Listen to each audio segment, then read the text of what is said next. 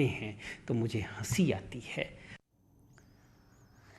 इन सबके बीच सीएम योगी ने यूपी के विकास की कहानी भी सुनाई। उन्होंने कहा कि अब यूपी नंबर 2 का प्रदेश है। पहले यह सपना था, दंगा व्यवस्था खत्म कर विकास की ओर हम बढ़ रहे हैं।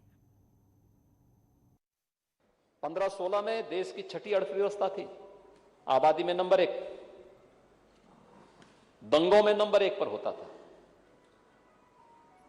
जातीय दंगे होते थे, सांप्रदायिक दंगे होते थे, भ्रष्टाचार में नंबर 1 पर था, विकास में सबसे पीछे था, गरीब कल्याण की कोई बात ही नहीं करता था, अर्थव्यवस्था में 6 नंबर पर थे। और मात्र इन 4.5 वर्षों के दौरान जो परिश्रम हुआ है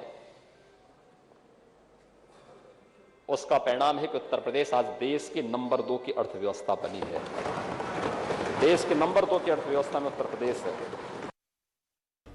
भारतीय जनता पार्टी संगठन ने सरकार बनने के पहले 70 लाख लोगों को नौकरी देने की बात की थी, 10% नौकरी नहीं दे सके। किसानों की आय दुगुनी करने की बात की थी, किसानों की आय घट गई। सरकार ने महंगाई कम करने का वादा किया था, महंगाई बढ़ गई। तो जिस तरह से सरकार अभी सदन को 24 तक चलाने का कार्यक्रम घोषित किया था, सदन आज ही उठ गया, तो मुझे लगता है सरकार सच नहीं बोलती है। सरकार चुनावी मोड में सदैव रहती है और चुनावी घोषणाएं करती है। इस बजट में भी जो सरकार की तरफ घोषणाएं की गई हैं चुनावी हैं। सीएम योगी ने चर्चा के दौरान सांप्रदायिकता की राजनीति करने वालों को भी नहीं छोड़ा। उन्होंने कहा कि पहले जो राम की बात करने वालों को सांप्रदायिक कहते थे, आज खुद राम की बात कर रहे हैं। अपने नाम पे स्मारक बन रहे हैं, अपने नाम को महिमामंडित करने के प्रयास जरूर हुए। अयोध्या की तरफ लोग झांकते नहीं थे। आज तो हर व्यक्ति कह रहा है कि राम तो हमारे भी हैं।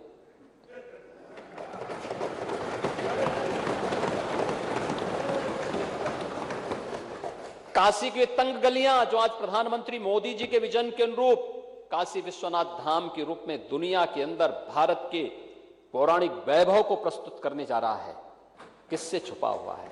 पुरातन काया में नए कलेवर के साथ काशी। ब्रज तीर्थ विकास परिषद, भगवान कृष्ण की लीला। बहुत लोग दावा कर रहे थे 2017 के पहले लोग क्या कहते थे कि हम कंस की मूर्ति लगाएंगे। और जब हमने मानसिकता चेंज की, आज ब्रज तीर्थ विकास परिषद के माध्यम से ब्रज क्षेत्र का पूरा विकास हो रहा है। सभी स्थल तीर्थ घोषित हो चुके हैं। सभी लोगों को तो मौका मिला था, ये काम ये भी कर सकते थे, लेकिन नहीं। पहले राम, कृष्ण, शंकर, ये सभी उनके लिए सांप्रदायिक दृष्टि थी। और आज जब लगता है कि अब ये बृहद समाज माफ नहीं करने वाला है, तो सब लोग अब दंडवत होकर के कहते हैं, साहब हम भी राम के भक्त हैं, हम भी कृष्ण के भक्त हैं, हम भी। मुख्यमंत्री बनने से पहले उन्हें यहाँ का इतिहास पढ़ लेना चाहिए था। नहीं पढ़ सके, कोई बात नहीं, सांप्रदायिक सियासत समय मांगती है, तो अब तो पढ़ लें। राम, कृष्ण और शिव पर डॉक्टर राम मनोहर लोहिया ने किताब लिखी थी।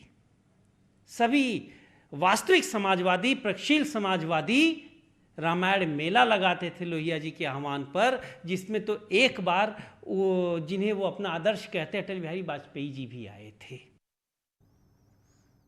सीएम योगी ने महिला सुरक्षा के मुद्दे पर भी विपक्ष को घेरा। उन्होंने कहा कि महिला सुरक्षा की बात करने वाले माफिया के साथ हैं। इस पर बीएसपी ने पलटवार किया और कहा कि मायावती के शासन को लोग मिस कर रहे हैं।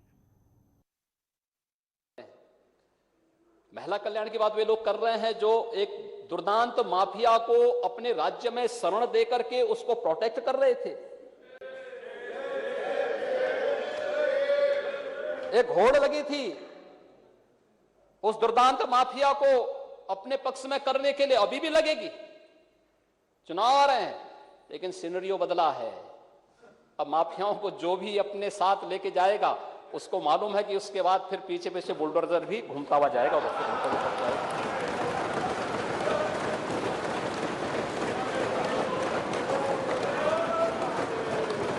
ये परिस्थितियां बदली हैं। अब हम देख रहे थे हमारी सरकार ने 1500 करोड़ रुपए की अवैध संपत्ति जब्त ही नहीं की बल्कि ध्वस्त भी की है।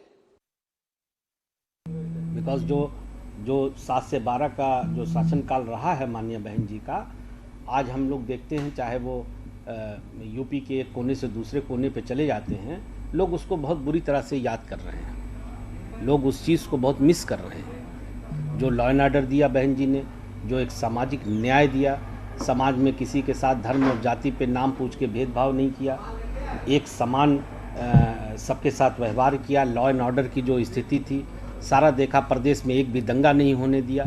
तो बहन जी ने ये सारी चीज़ें करके दिखाई हैं। अनुपूरक बजट पर चर्चा के दौरान सीएम योगी ने कहा कि गरीबों की योजनाओं से विपक्ष को परेशानी हो रही है, लेकिन सरकार गरीबों के लिए काम करती रहेगी। नेता प्रतिपक्ष ने कहा कि ये दूसरों की योजनाओं का श्रेय ले रहे हैं। हर एक गरीब को फ्री में अन्न उपलब्ध कराने का कार्य भी किया था। एक गरीब को अन्न उपलब्ध हो रहा है, नेता प्रतिपक्ष को यह बुरा लग रहा है। यानी अगर किसी को फ्री में चावल मिल रहा है, फ्री में गेहूं मिल रहा है, फ्री में अन्य सुविधाएं मिल रही हैं, तो मुझे लगता है ये बुरा नहीं। और फ्री में भी अगर उसको ले जाने के लिए बैग भी दिया जा रहा है, मुझे नहीं लगता है क्यों नेता प्रतिपक्ष को इसका ये चीजें अच्छी नहीं लग रही। महोदय, इन लोगों को तब भी बुरा लगा था जब हम लोगों ने मुख्यमंत्री सामूहिक विवाह की योजना चलाई थी। यही सदन है। हमारे नेता प्रतिपक्ष बहुत भोले वाले हैं, बाद में अपनी बात से भूल भी जाते हैं। उन्होंने तब भी कहा था कि गरीबों का अपमान है। और मैं इस सदन को अवगत करा रहा हूं कि पिछले 4-4.5 वर्ष के दौरान 1,52,000 कन्याओं की शादी मुख्यमंत्री सामूहिक विवाह योजना से की है। यानी ये दिखाता है कि हमारे विपक्ष के मित्र जमीन पर चलने के आदी नहीं हैं। अगर जमीन पर चलने के आदी होते तो एक गरीब की पीड़ा को सुन रहे होते। उत्तर प्रदेश के नौजवानों को ठगने का काम, किसानों को ठगने का काम, हर वर्ग जाति धर्म को ठगने के लिए जो भाषण दिया है, हम इसका विरोध करते हैं। और मैं इनके अनुपूरक भाषण चुनावी और स्टंट है, इस पर मैं अपना बल देता हूं। यहां रुक रहे एक छोटे से ब्रेक के लिए, जल्द लौटते हैं।